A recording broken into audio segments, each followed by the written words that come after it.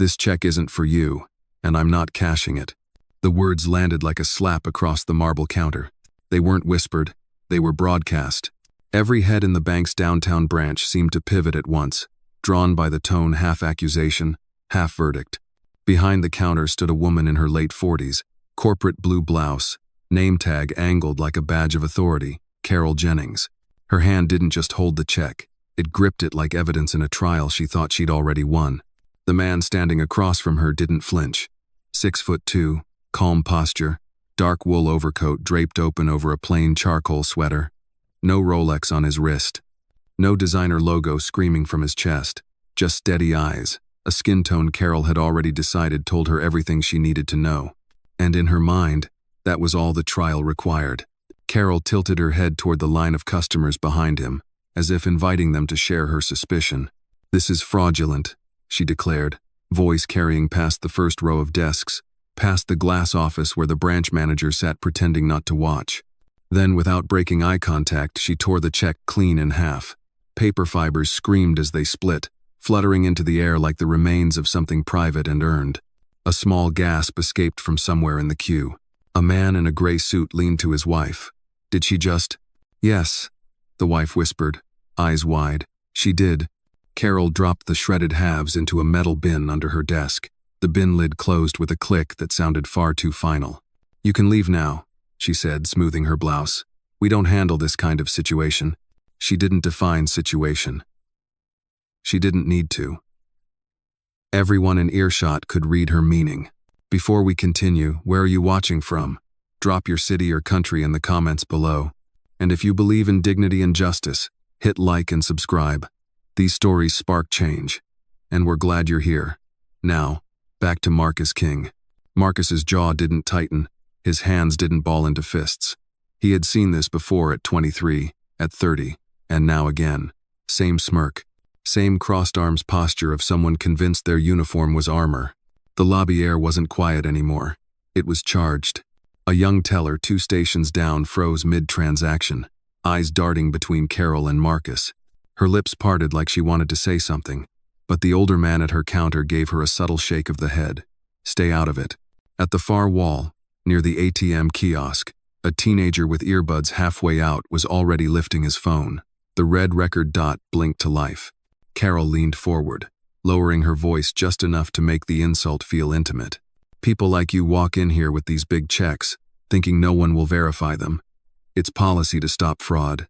Marcus didn't blink. "Policy?" His tone was flat, not a question, not quite disbelief. "Yes, and my policy," she emphasized the word like it was hers to own, "is to not waste the bank's time on obvious scams." In the glass office, the branch manager, Dale Whitaker, rose from his chair. Slow steps, hands behind his back like a judge preparing to deliver sentence. He approached the counter from the staff side, nodding once to Carol, not to Marcus. "What's the issue?" Dale asked, eyes still on Carol. "Fraudulent check," she said crisply. "Looked suspicious from the moment I saw it." Suspicious how?" Marcus's voice was calm, but the question sliced between them like a scalpel. Carol didn't look at him. Amounts too high. No matching account on file. And she let the last word hang, like she was inviting Dale to fill it in for her. Dale gave a slow, knowing nod. "We'll need to ask you to step aside, sir. Security will escort you out."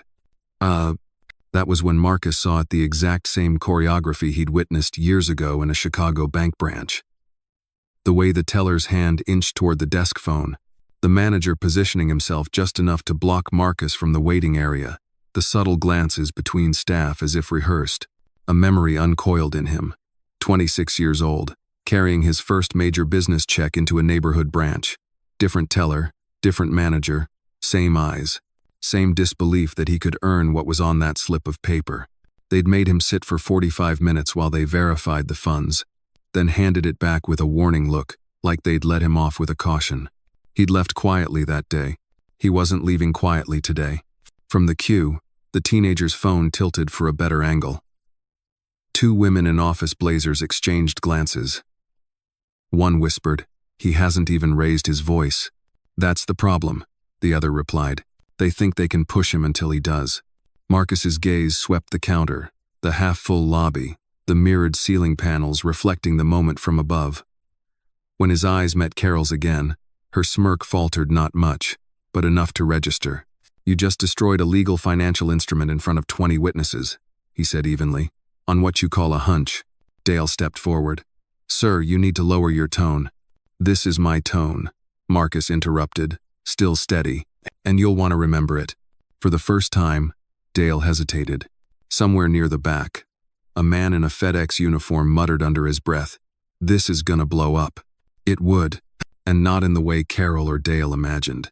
Dale's voice was low, but it carried weight. "Sir, we don't want this to escalate." Marcus kept his gaze steady. "Escalate?" His tone was almost curious. "You've already escalated. I'm simply standing here." Carol's fingers twitched against the counter. She wasn't used to her calls being challenged. Not here. Not in her branch. "I've worked here 15 years, she said sharply, "and I know when something doesn't add up." "That's funny," Marcus replied, the corner of his mouth tightening into something that wasn't quite a smile. "Because math has always been straightforward. Numbers don't change based on who's holding them." A ripple of murmurs ran through the line. The teenager with the phone adjusted his grip, making sure to catch Dale's stiff posture and Carol's flushed cheeks. Two customers stepped back, as if giving the moment more physical space to breathe or to explode. Near the far desk, a young woman in a navy skirt suit glanced from Marcus to Carol. She was new, barely 3 weeks into the job, and her name tag read Emily R. Her hands hovered over her keyboard, torn between protocol and conscience. She knew she'd seen the name Marcus King somewhere, not on a fraud watch list, but in an article her older brother had sent. Something about a tech company acquisition, a photo of a ribbon-cutting ceremony. She swallowed hard. "Ma'am," Emily said carefully, "maybe we should—" Carol cut her off. "Stay in your lane, Emily. I'll handle this." Marcus heard it. He didn't turn, but the way his jaw shifted said he'd filed it away. Dale gestured subtly toward the security guard by the entrance, a stocky man in a short-sleeve white shirt, earpiece coiled tight.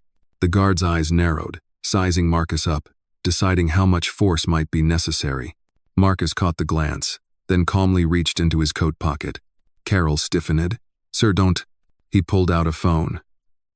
Slim, black, no case. He tapped once, twice. The screen lit, with a contact labeled L. Grant, Executive Operations. He didn't speak yet, just held the phone at his side, letting the name glow like a quiet warning. "Sir," Dale tried again, "I'm asking you, respectfully, to leave the premises. We can't serve you." Marcus finally shifted his attention to the manager. "Dale, is it?" The manager's chin lifted. "Yes. I want you to listen carefully.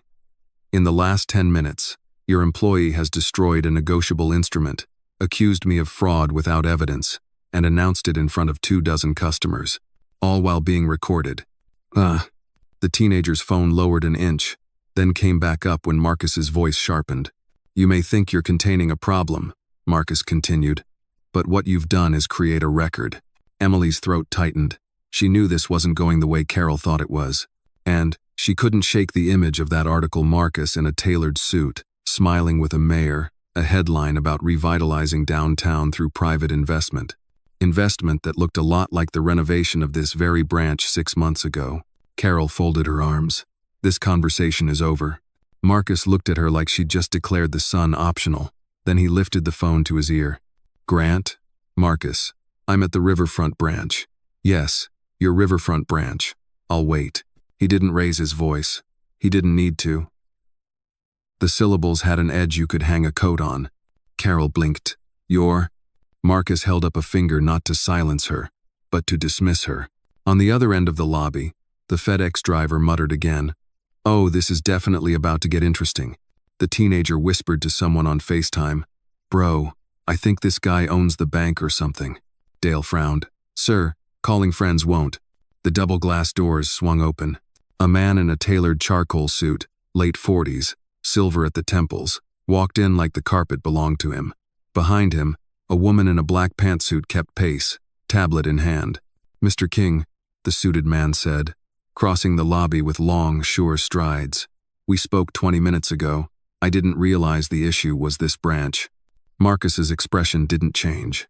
It is, and now it's your issue. Carol's mouth opened, closed. You know him? The newcomer glanced at her name tag. Carol, is it? I'm Leonard Grant, Executive Vice President, Operations. He didn't wait for her to reply. Where is the check you just destroyed? Carol stammered. It looked. Where is it? Grant repeated, each word as sharp as glass. In the bin. Grant turned to the woman with the tablet. Compliance. Now. Pull the security footage from the last 15 minutes. Emily's pulse raced. The shift had happened. The air in the branch felt heavier, but not on Marcus anymore. The weight was on Carol and Dale, pressing down. Dale tried to regain footing. Leonard, I was just following procedure. Grant didn't look at him. Which procedure covers public defamation of a client? Silence. Marcus slid his phone back into his coat. You've got 5 minutes, Leonard. Then I decide whether this conversation happens here or in the boardroom. Grant nodded once. Understood. Carol's face had lost all its color. Dale's hands were no longer clasped behind his back, they hung at his sides, fingers flexing like they wanted to grab the situation and stuff it back into a box. From the line, a customer spoke up. An older woman. Hair in a silver braid. I saw what she did, she said clearly. He didn't raise his voice. Not once. Emily added, louder this time. And I've seen his name before. He's not a scammer. He's… Marcus gave her a small shake of the head, stopping her just before she said it. Not yet. The reveal would be his to make. Leonard's assistant handed him the tablet. The footage played in silence for a moment, the check, the tear, the bin lid closing. Carol's voice was muffled but clear enough. We don't handle this kind of situation. Leonard's eyes hardened. He turned the screen toward Dale and Carol. You've both managed to turn a 5-minute deposit into a corporate liability. Marcus stepped back slightly, giving the scene room to breathe.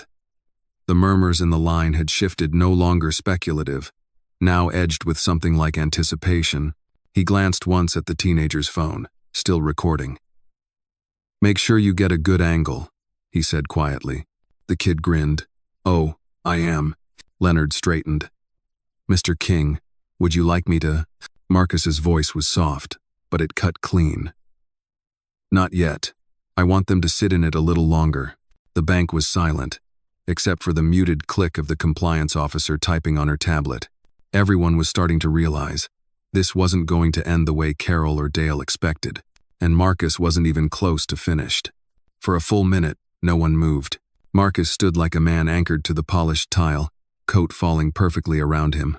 Grant's assistant scrolled through more footage, the glow from her tablet painting sharp planes of light across her face.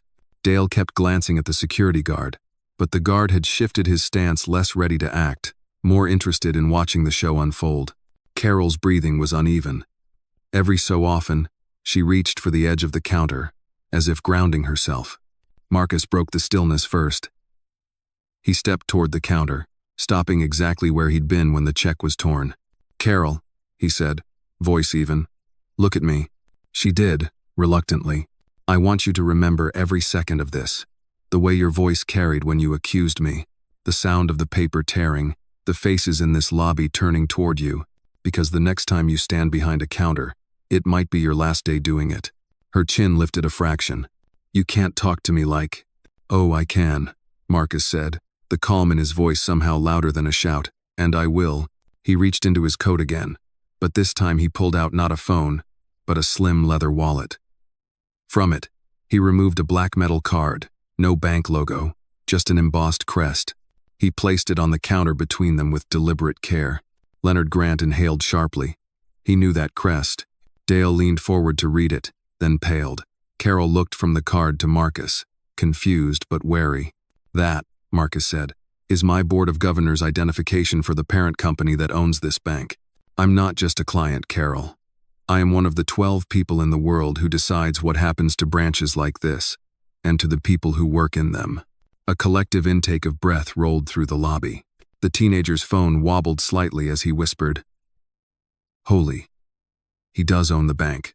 Emily's hands froze above her keyboard. The silver-braided woman in line nodded slowly. like she'd suspected something all along.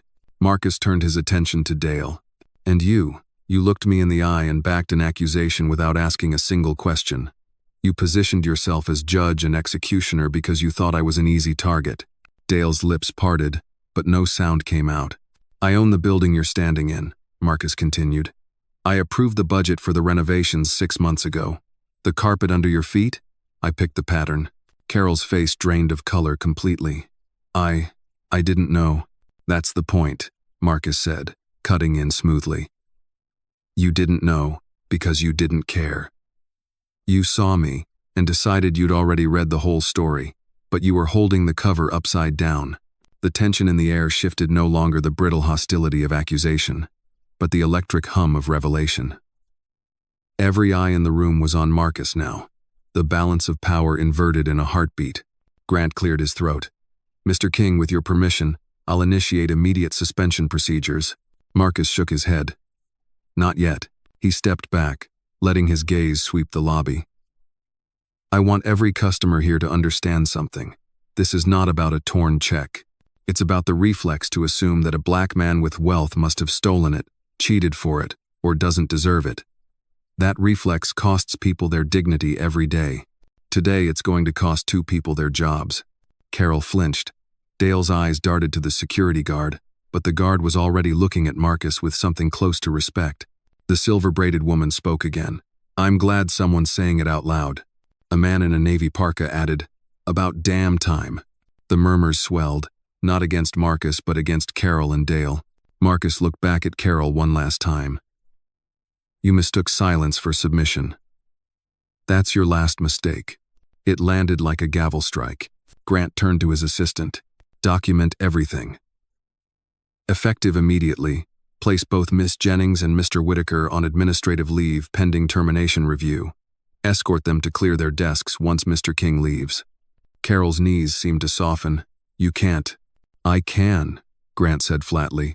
"And I just did." Emily exhaled, tension draining from her shoulders.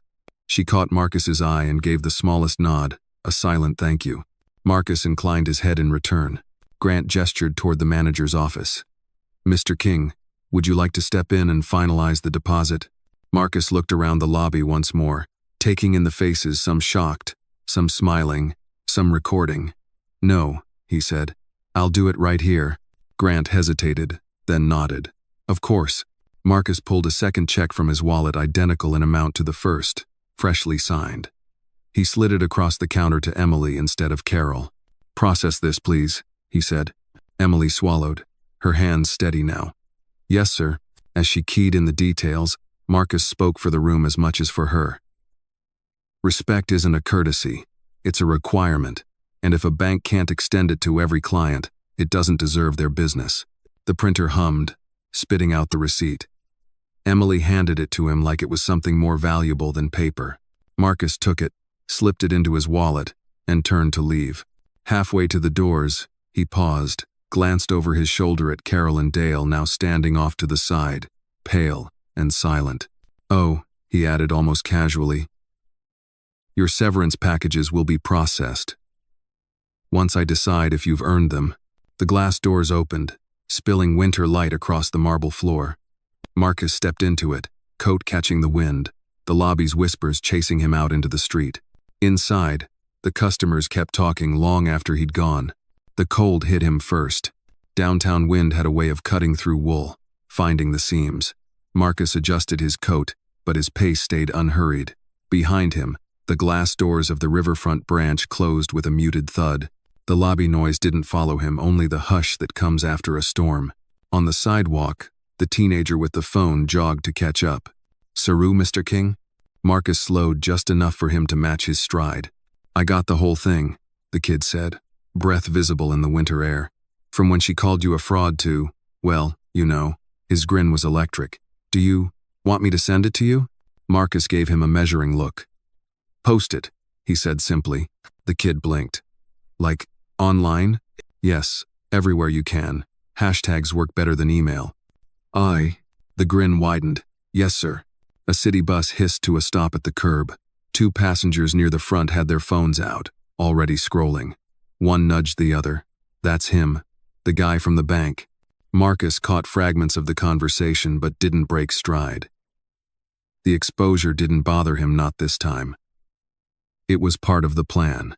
20 feet ahead, a woman in a heavy parka stepped into his path.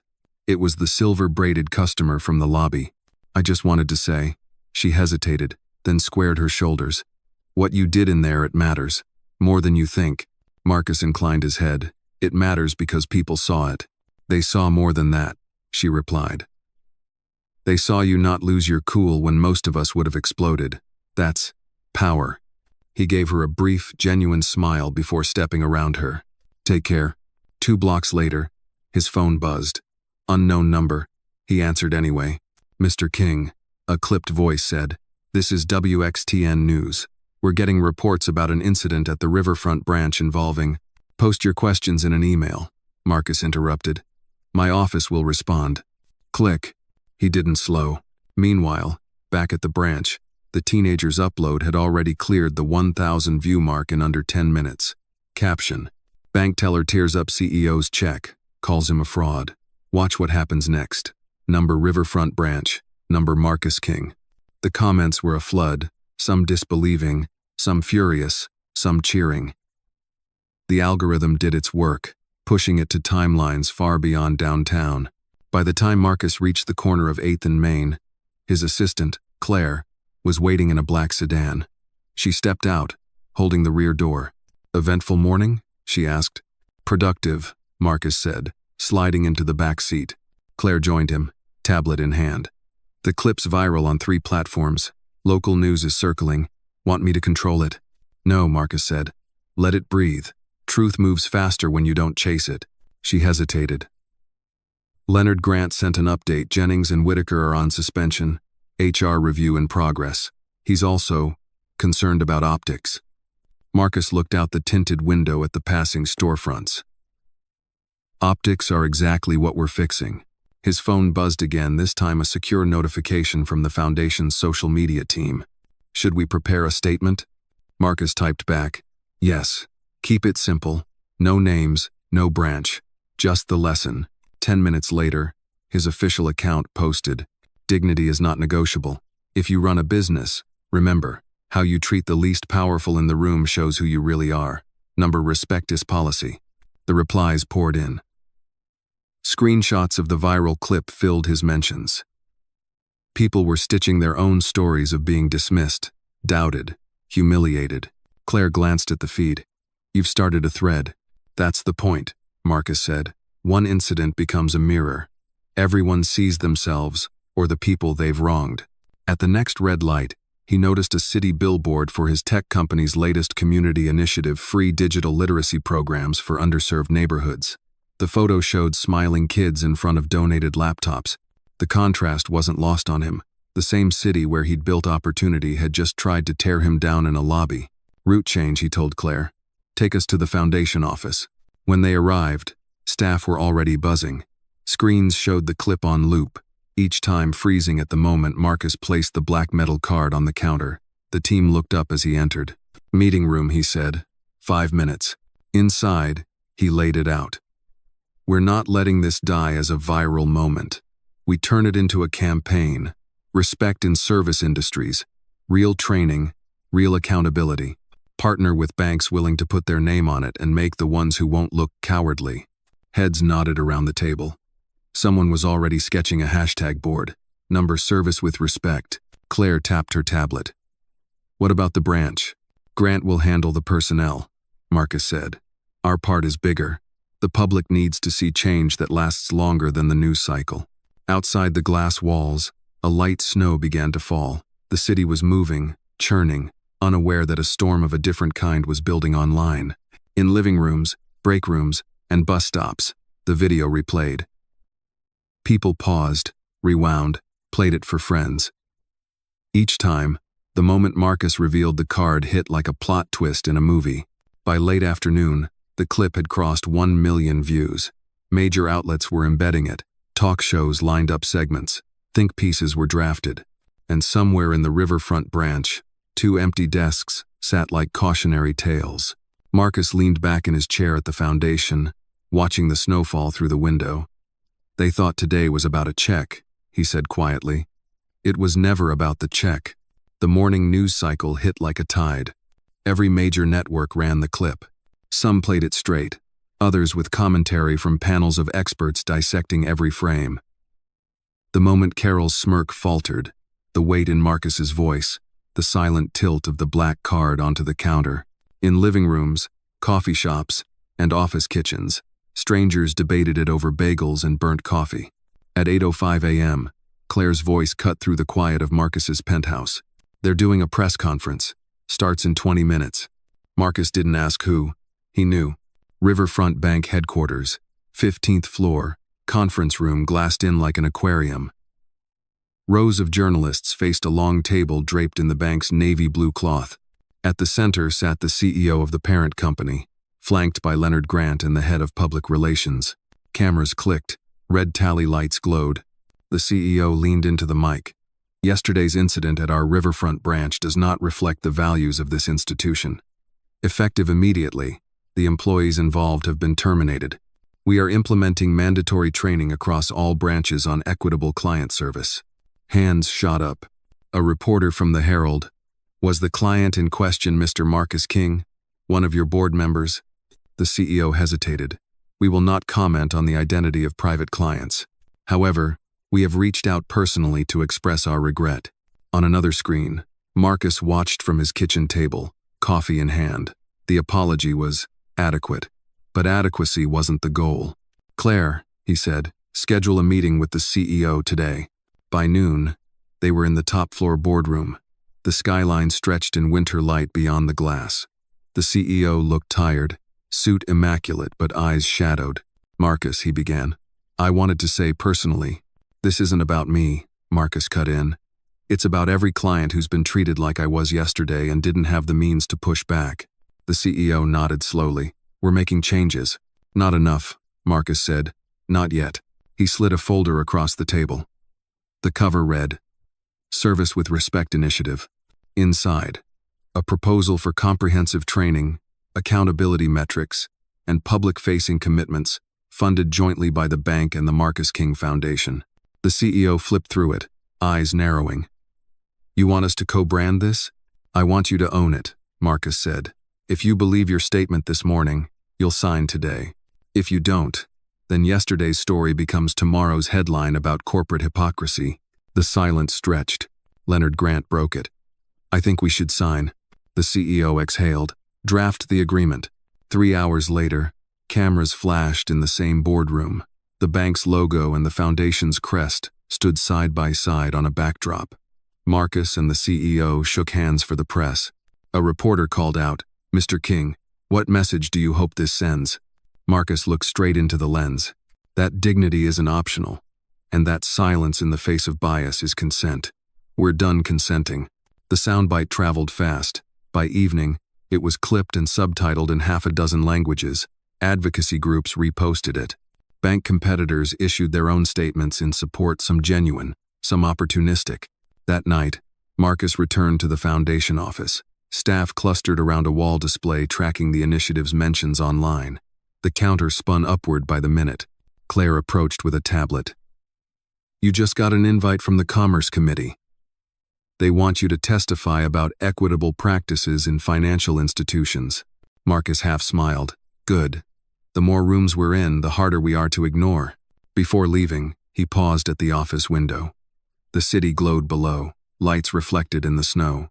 Somewhere in that grid was the Riverfront branch, 2 desks still empty. But maybe, just maybe, a lobby a little less quick to judge. In the end, the torn check was replaced, the deposit made, the funds untouched. But the real transaction had been something else entirely, a withdrawal from the account of complacency and a deposit into the balance of public will. Marcus turned from the window, coat over his arm. Let's get ready for tomorrow, he said. We've got work to do. 1 week later, the posters were up. Navy blue and gold, bold sans serif letters, service with respect. Underneath, a smaller line, every client, every time. Branches across the state had been sent kits, training materials, internal memos, and a mandate from the top. For some employees, it was a relief, a chance to do the right thing with cover from corporate.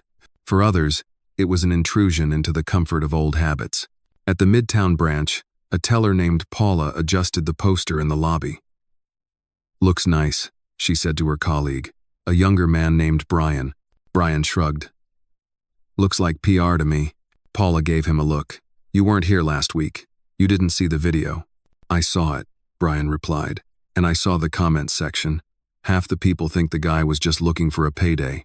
Paula's voice cooled. "Half the people are wrong." Across town, Marcus was in a black SUV with Claire. No press this time, no fanfare, just an unannounced visit. "Riverfront first?" she asked. "No," Marcus said. "Midtown.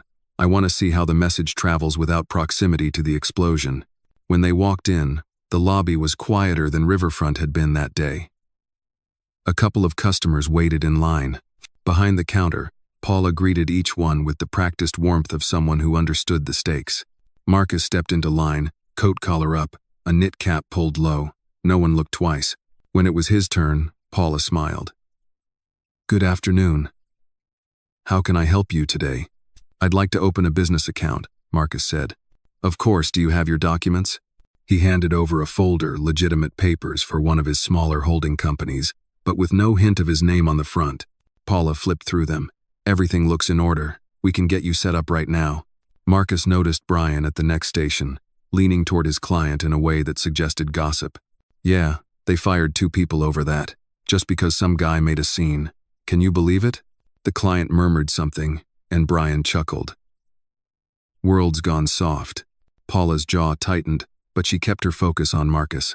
"I'll just need a few signatures here and here." When they finished, Marcus thanked her and stepped aside, pulling out his phone. He typed a quick note to Leonard Grant. Midtown branch, one teller following policy, another undermining it out loud. Outside, the cold air felt sharper than last week. Claire caught his expression. "Problem?" "Resistance," Marcus said. "Quiet now, but it grows if you don't catch it." That afternoon, he convened a call with Grant and the bank's training director.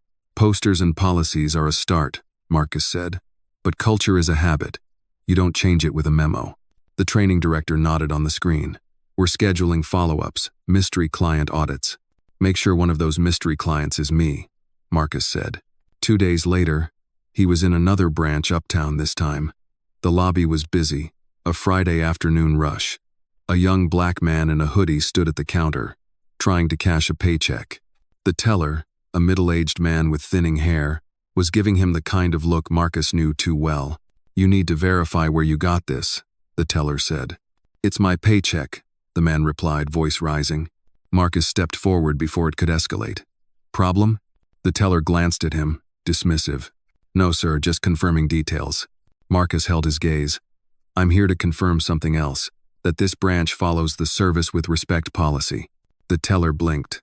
Paula's professionalism had been missing here, replaced by an old reflex. Marcus turned to the young man.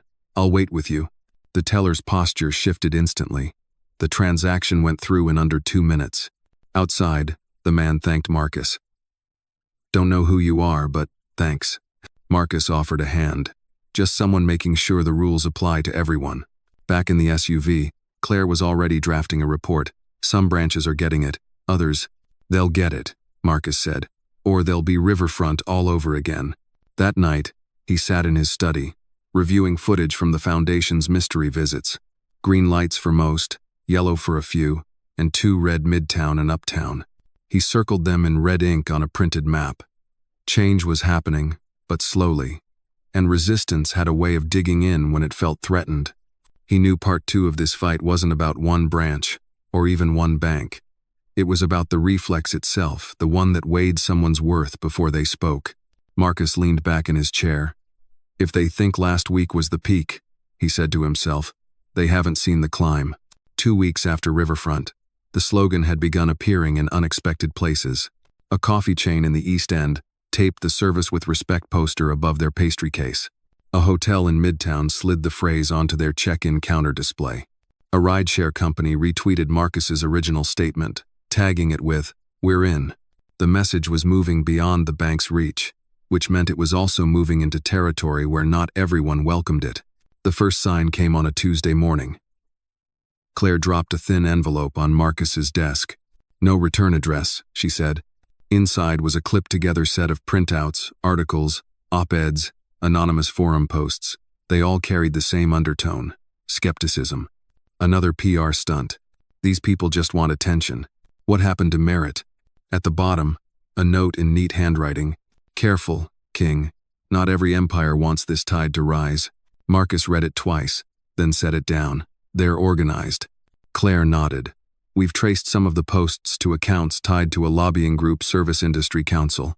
They represent hotels, restaurants, transport companies, and they're worried." "Worried about treating people with respect?" Marcus asked. "Worried about what it'll cost them to do it," Claire replied. 2 days later, Marcus got an invite private dinner, downtown club, to discuss mutual interests. The host, Harold Denton, chair of the Service Industry Council. The club was old money, all dark wood and brass fixtures. Marcus arrived in a charcoal suit, coat draped over one arm. A valet took it without comment. Inside, Denton was waiting with 3 others, 2 men, 1 woman, all in tailored business attire, all wearing smiles that didn't reach their eyes. "Marcus," Denton said warmly, extending a hand. "We appreciate you joining us." Marcus shook it, noting the grip firm, lingering a fraction too long. "I was curious."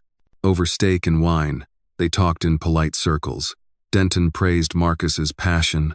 The woman commended his media savvy. One of the men admired his timing. Then Denton leaned back, glass in hand. "Here's the thing, Marcus. We like what you're doing in principle, but if you take this service with respect push into our sectors, you're talking billions in retraining, compliance audits, HR overhauls. It's disruptive." "That's the idea," Marcus said. Denton's smile tightened. "Disruption has a cost, and there are those who might decide it's easier to undermine the messenger than to change the message." The subtext was thick enough to slice. Marcus let it hang for a beat. "Are we still talking about business, Harold?" Denton's gaze held his. "Always." When Marcus left the club, the night air was sharp. Claire was waiting in the SUV. "They tried to warn you off," she guessed. "They tried to make me choose between them and the cause," Marcus said. "They think it's a choice." The next morning, he called an all-hands at the foundation. "We're expanding," he said. "Hotels, restaurants, transport, anywhere the first 5 seconds of an interaction can make or break someone's dignity." One of his program directors hesitated. "That'll draw fire." "Then we'll need better armor," Marcus said. Armor came in the form of alliances. Within a week, the foundation had signed MOUs with 2 national unions and a major consumer rights nonprofit. Together, they'd form a coalition, public-facing, well-funded, and very hard to ignore. Claire managed the press. Marcus managed the strategy. "Every industry we touch," he told the team, "we bring a partner who can't be easily silenced." The council didn't stay quiet. Op-eds began appearing, this time under real names, painting Marcus as a businessman chasing moral vanity projects and an unelected regulator imposing his will. Marcus read them over morning coffee. "If they're attacking me, they're not ignoring me," he said. By the end of the month, the first non-bank training pilot launched in a chain of mid-tier hotels. Guests noticed. So did employees, some grateful, some resistant. And in a boardroom across town, Denton poured himself another drink, staring at a news clip of Marcus shaking hands with the hotel chain's CEO. His smile this time was almost imperceptible. "This," he muttered to no one in particular, "is going to get interesting." The hearing room smelled faintly of polished wood and television lights. Rows of cameras lined the back wall, their red tally dots winking like watchful eyes. The Commerce Committee's seal loomed over the long dais where senators and industry representatives sat in dark suits, papers neatly stacked in front of them. Marcus took his seat at the witness table. A small placard read, "Marcus King Founder, Service with Respect Initiative." Beside him, Claire adjusted a folder and gave him a quick nod. Senator Aldridge, silver hair immaculate, leaned forward. "Mr. King, thank you for joining us. You've made waves with your initiative, but there are concerns." Marcus folded his hands. "I'm here to address them." Aldridge's lips twitched. "Some argue your program imposes costly mandates on private businesses, that you're, in effect, dictating customer service policy across entire industries. I'm not dictating anything, Marcus said evenly. I'm offering a standard any business can choose to meet. A standard built on basic respect. A low murmur ran through the gallery. One of the industry reps, Harold Denton himself, cleared his throat. With all due respect, Denton began, your standard is subjective. Who decides what counts as respect? A business owner in New York may operate differently from one in rural Texas. Marcus didn't look at him yet. If you can't define respect without a legal team, you probably shouldn't be in a customer-facing business. The line landed. A ripple of reaction passed through the reporters' row. Senator Kim, a younger member with a reputation for grilling witnesses, jumped in. But Mr. King, there are real costs here. Training takes time. Audits take resources. How do you respond to small business owners who say they can't afford it? Marcus leaned forward slightly. How do they afford the lawsuits when bias turns into discrimination? How do they afford the turnover when good employees leave toxic environments? Respect isn't a line item. It's a risk management strategy. Denton smirked faintly, as if waiting for Marcus to overplay his hand. Marcus turned to face him directly.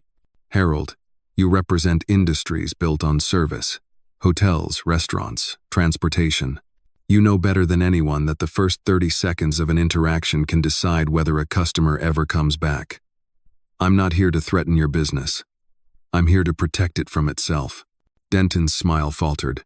Claire slid a document across to Marcus, a chart showing employee retention rates before and after the pilot programs in the bank and hotel chain. He held it up for the committee. Branches and hotels that adopted service with respect saw a 23% drop in customer complaints and a 15% increase in repeat business in just 3 months. Respect is good for dignity and good for revenue. Senator Aldridge adjusted his glasses, studying the numbers. From the back row, a woman stood. She was middle-aged, wearing a modest blazer, hands clasped. I was the silver-haired customer in the Riverfront branch that day, she said, voice steady. I saw what happened. And I've worked in service for 25 years. We don't need training to tell us not to humiliate people. But sometimes, we forget. Or the wrong people get promoted. His program reminds us. The chair rapped the gavel lightly. Ma'am, this isn't an open forum. It should be, Marcus said quietly. The chair paused, then gestured for her to continue. She finished her statement to quiet applause from the gallery. Even some senators seemed moved. Marcus seized the moment. This isn't about regulation or red tape. It's about setting a bar that says every person who walks into your establishment leaves with the same dignity they came in with. If that's too high a bar, maybe the problem isn't the bar. By the end of the hearing, Marcus had deflected every loaded question, countered every cost argument with data, and reframed every personal attack as a defense of the public. When the session adjourned, 3 committee members crossed the floor to shake his hand. In the hallway, reporters crowded in. One asked, Mr. King, do you feel today was a win? Marcus glanced toward the committee chamber. Today was a step.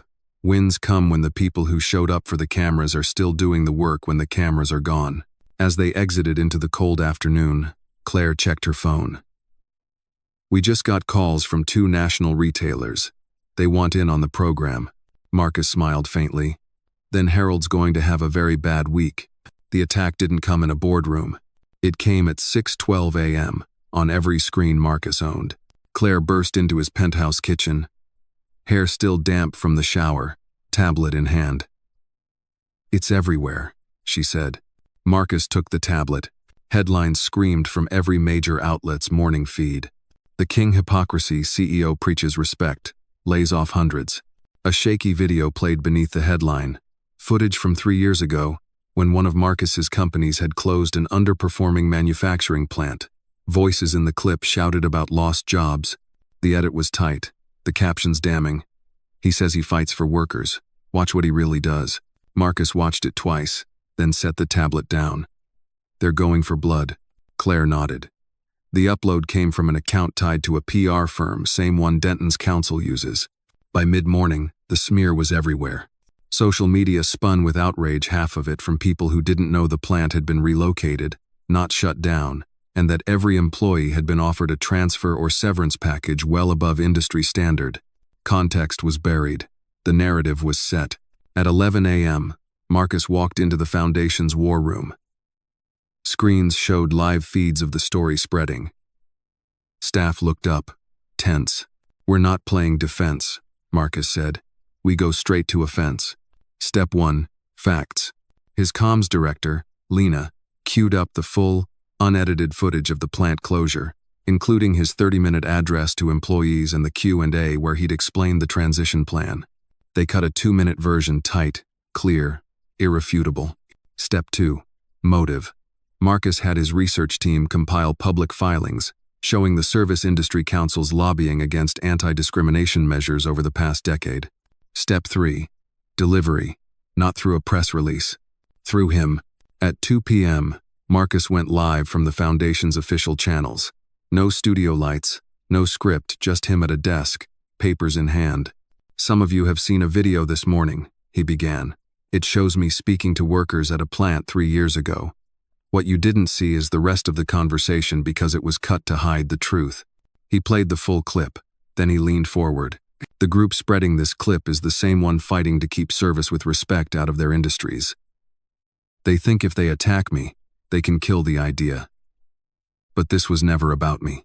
This is about whether you believe every customer and every worker deserves dignity." Within minutes, the hashtags flipped. Full video trended. Users stitched the smear with Marcus's rebuttal, calling out the council's manipulation. That evening, a panel on WXTN News ran both versions side by side. Even the host, usually skeptical of Marcus, said, "This edit was a hit job." Denton watched from his office, jaw tight. "He turned it into a win," he muttered. One of his aides shifted uncomfortably. "Public opinion swinging back, and now they're digging into our lobbying history." By the weekend, the smear had backfired. Membership inquiries to the Service with Respect Coalition doubled. 2 mid-sized restaurant chains quietly reached out to join companies that had been in Denton's orbit. Marcus's only comment to the press was short. "If you have to lie to fight an idea, you've already lost." Late Sunday night, Claire found him in his study. "They'll try something else." "Of course," Marcus said. "But now we've shown them we don't just survive hits, we turn them into fuel." He closed the folder on Denton's council. Time to aim higher. The announcement was set for a Tuesday morning. No leaks, no teasers, just an invitation that landed in the inboxes of every major business journalist, civic leader, and trade publication. National Service with Respect Coalition launch event. Location: National Press Club, Washington, D.C. Speaker: Marcus King. When Marcus stepped onto the stage, the room was standing room only. Cameras crowded the back, live feeds streaming to 3 national networks. He didn't start with a speech. He started with a roll call. As he read, logos lit up on the giant screen behind him. A top 5 hotel chain, a Fortune 100 retail corporation, the country's largest rideshare company, 2 major airlines, and a national restaurant association that represented over 100,000 locations. Each name drew a murmur from the crowd. By the time the last logo appeared, the room buzzed with something close to disbelief. "These," Marcus said, gesturing to the screen, "are the founding members of the National Service with Respect Coalition. Together, they employ over 4 million Americans and serve hundreds of millions of customers every year. And as of today, they are committing publicly and permanently to a single standard, that every customer and every worker is treated with equal dignity." The applause was immediate, rolling, sustained. From the front row, Claire watched Denton's absence like a shadow. She knew he'd gotten the invitation. She also knew why he'd stayed away. Showing up would have meant standing in the blast radius. Marcus continued, his voice steady but carrying. "This coalition is not a PR stunt.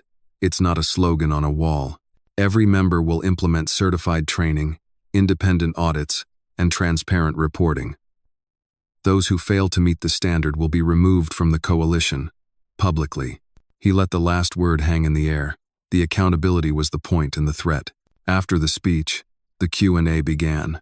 A reporter from the Herald asked, "Mr. King, this looks like an attempt to create a national industry standard without going through Congress.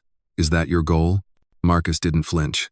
"My goal is to create a standard faster than Congress ever could, and to prove it works before they start legislating. Change doesn't need permission to begin. Another reporter raised a more pointed question. Some groups, namely the Service Industry Council, argue that this coalition is overreach, that you're forcing small businesses to follow rules set by billion-dollar corporations. Marcus stepped toward the podium edge. No one is being forced. But if customers start preferring coalition members because they know they'll be treated with respect, then yes, market pressure will do the rest. That's called choice. By the time the event ended, the hashtags number respect coalition and number service with respect were trending nationwide. Coalition members pushed coordinated posts, showing their employees holding pledge cards. Customers started tagging companies, asking if they were in or out. Back in his office that afternoon, Marcus watched the coverage. On one channel, a panel debated whether the coalition could become the Michelin star of service standards. On another, Denton appeared remotely, looking more measured than usual. This coalition is ambitious, Denton said. But ambitious doesn't always mean practical. We'll see if it lasts. Marcus muted the television. That's not defense, he said to Claire. That's retreat. Internally, Denton's council was in turmoil. 2 member companies had already inquired about joining the coalition quietly, without Denton's blessing.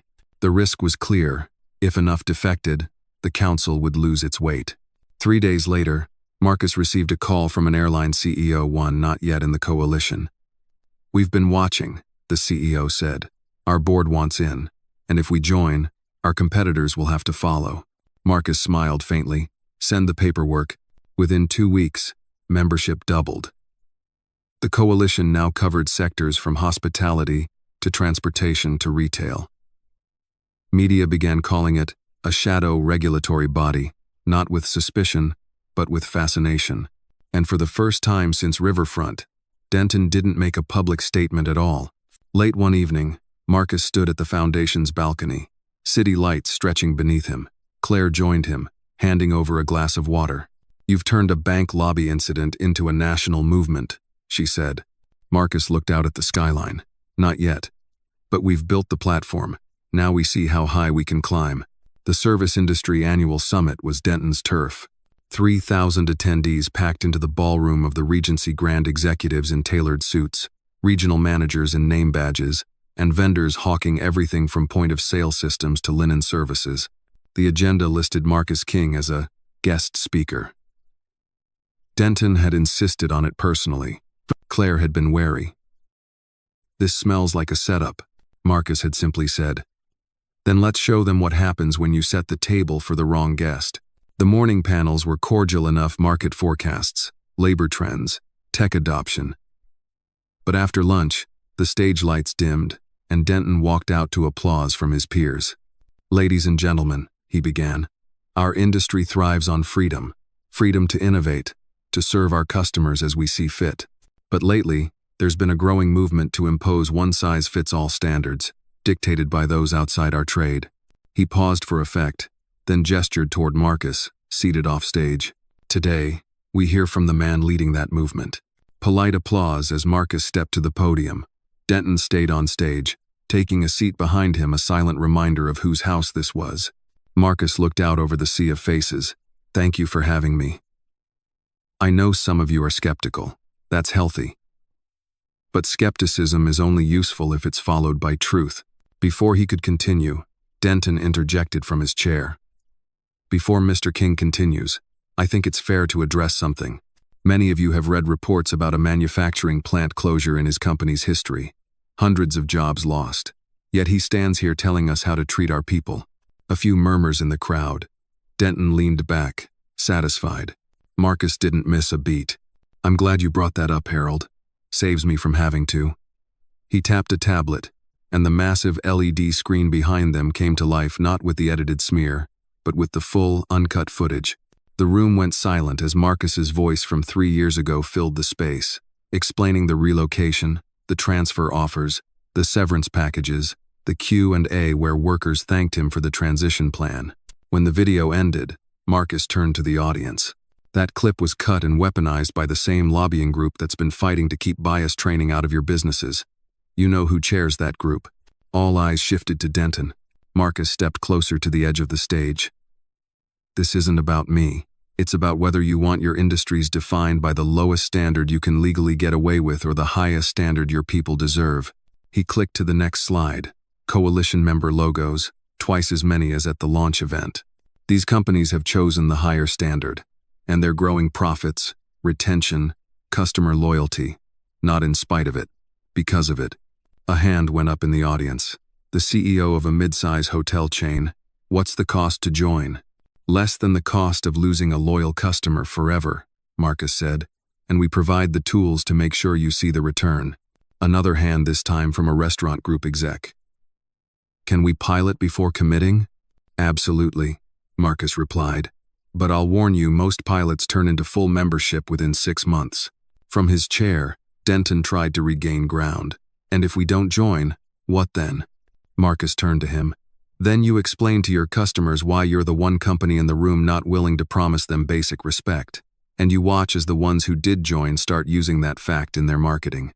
A ripple of knowing laughter spread through the crowd. The threat wasn't shouted, it didn't need to be. By the time Marcus left the stage, 3 executives had already slipped him business cards. Denton remained seated, clapping half-heartedly, eyes fixed somewhere in the middle distance. Claire met Marcus backstage. That wasn't just a win, she said. That was a public execution. Marcus shook his head. Number executions are loud. This was quieter, cleaner. By the time he realizes he's done, he'll think it was his own idea. That night, industry blogs buzzed not about Denton's speech, but about the standing ovation Marcus had received. 2 trade magazines ran headlines: Coalition, Momentum Unstoppable, and The King Standard Becomes the Benchmark. And in a corner suite of the Regency Grand, Harold Denton poured himself a drink, staring at the city lights. For the first time, he wondered if the council's next meeting might be its last. Winter finally broke in the city. The ice that had clung stubbornly to curbs and rooftops melted into small rivers along the streets. And with it, something else thawed resistance. It had been 3 months since the Regency Grand Summit.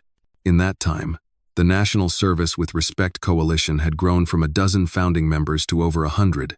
Entire industries now mapped themselves against its standards. The coalition's seal began appearing on storefronts, websites, and app splash screens. The Service Industry Council still existed on paper, but Denton's absence from its last 2 meetings told the real story.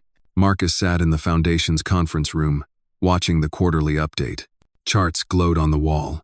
Customer complaint rates down 28%, employee turnover down 19%, public approval ratings climbing in every sector that had joined. Claire clicked to the final slide, Phase 3 embedding in policy. This is where it gets permanent, she said. We've got 3 state legislatures ready to introduce bills based on our framework. Once they pass, Marcus finished her thought. It's not just a coalition, it's the law. After the meeting, he stepped out onto the balcony. The air was cool but not biting. Below, the city moved delivery bikes, shop doors swinging open, strangers holding the door for each other without thinking. It struck him that this was what real change looked like. Not the headlines, but the habits. Later that week, he returned to the Riverfront branch for the first time since that day. The posters were still there, slightly faded now, edges curling. A new teller greeted him warmly without recognition. He opened a small account in under 10 minutes. The transaction smooth, professional, unremarkable, exactly as it should be. As he left, he noticed an older woman at the counter, clutching a worn handbag. The teller leaned in, smiling. "Don't worry, ma'am, we'll take care of you." And Marcus walked out into the sunlight, a quiet satisfaction settling in his chest. That evening, the Foundation hosted its first annual Service with Respect Awards Gala.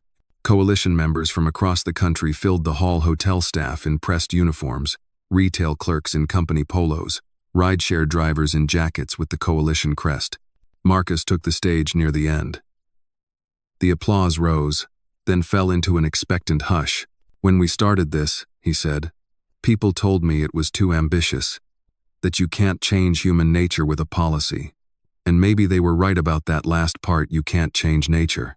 But you can change the culture it grows in. You can raise the floor so the worst habits don't have room to live." He let the words settle. Dignity isn't charity. It's not a perk. It's the baseline. And from here on out, it's non-negotiable. The room rose to its feet. Cameras caught the moment, but it wasn't for them.